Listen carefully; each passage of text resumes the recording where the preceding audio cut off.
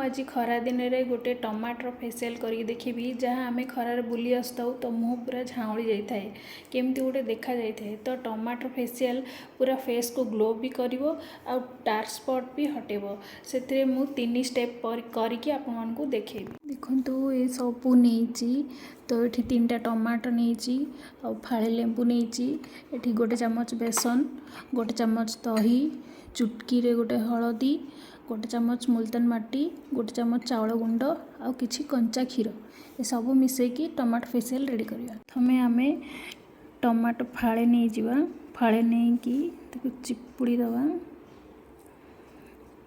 चिपुड़ी सारा पर एथिरे किछि कंचा क्षीर मिसई दवा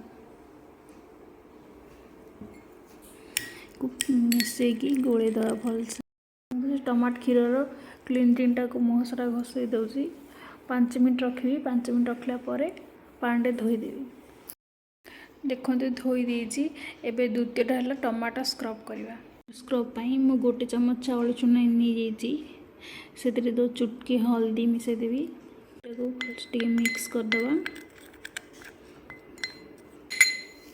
मिक्स परे फाळे टमाटो इथे बुड़ेगी मुहरे स्क्रब करिया।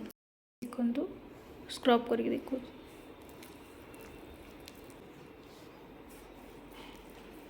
करी मुँह सारा भलसे स्क्रब करदे 10 मिनट रखिए सुखी आसला परे ठंडा पानी धोईदेवे।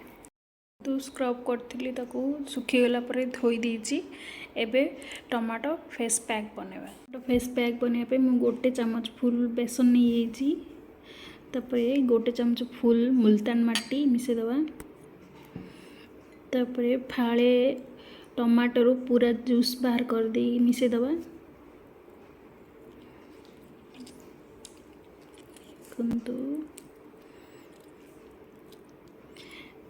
तापरे गोटे चामच फुल बड़ चामच दही मिसई दवा को मिक्स करदेवी। लेंबू नहीं लेंबू मु 4 ड्रॉप पकेबी ताको भलसे मिक्स करदवा।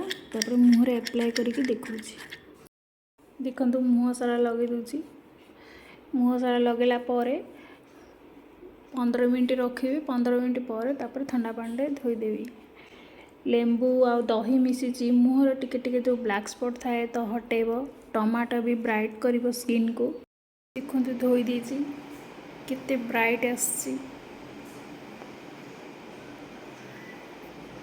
जदि मोर ये टमाटो फेसियलटा आपन जदि भल लगुच आपन भी घरे ट्राई करंतु देखिए केते ब्राइट भी आसीबो और स्किन टी केते भल भी देखा जिवो। आ मो वीडियोटी जदि भल लगुच तो लाइक शेयर सब्सक्राइब और कमेंट भी करंतु। Thank you.